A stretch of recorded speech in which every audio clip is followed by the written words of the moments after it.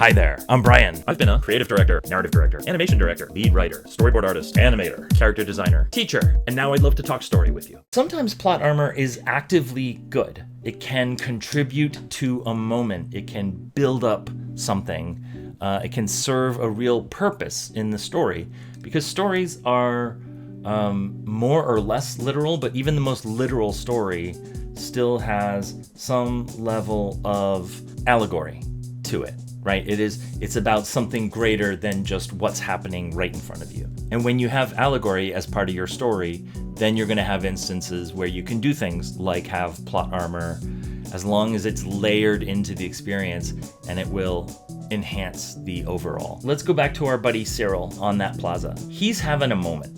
Syril is having an awakening, a spiritual and emotional realization of the horror that's unfolding in front of him and the part that he played in bringing it about. He is having this big experience while there's chaos going on around him. And that realization, that emotional process that he's going through is like a thick bubble of plot armor around him. A character who is experiencing something like that can be in the most chaotic environment. In fact, they usually are, but they're immune for just a few moments. The reason that something like this works, it's an established convention.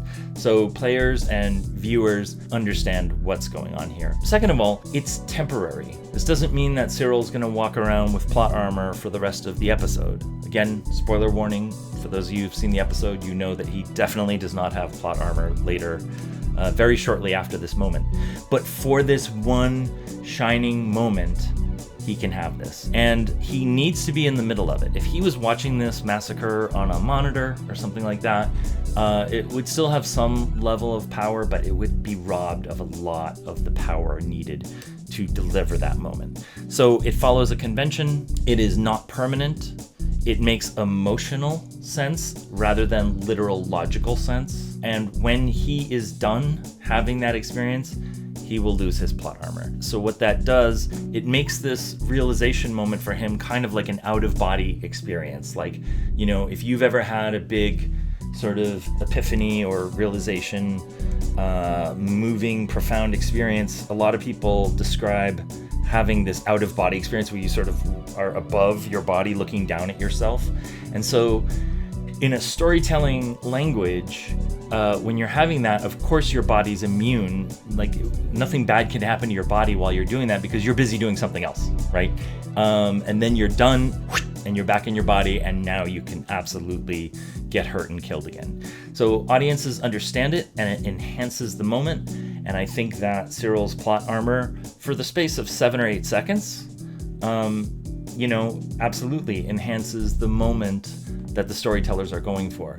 But if you were watching that and your goal was to just be as literal and realistic as possible only, then you would have to say that, yeah, it's unlikely that he could stand there in the middle of all that, not moving, just staring off at nothing, and not get killed. That's plot armor, and it's good. I mentioned that we have an important reason to talk about why plot armor can be good. Aside from just for you as a storyteller to understand how to use something like that, there's also the fact that game narrative in particular is very collaborative. This means you're going to end up in conference rooms with other people talking about the story, and these other people will come from other disciplines.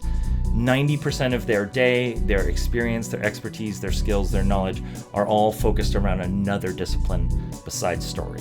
But now they're being pulled into this room and being asked to comment, right? And with the best of intentions, they will of course point out things that they know to be bad.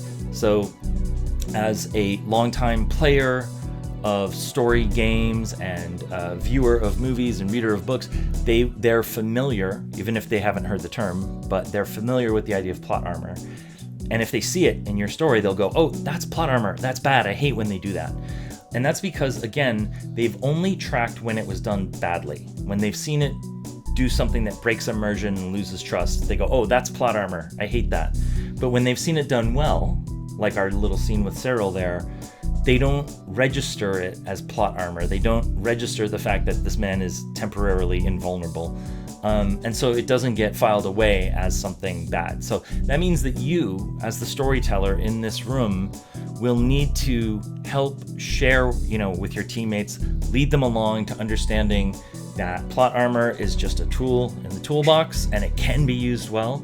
And the best way to do that, obviously, is to be able to point to concrete examples and say, you watched this moment in a TV show or in a game cutscene, and you had no problem with it, but it was plot armor. And so we are doing the same thing. We are doing the good version of plot armor.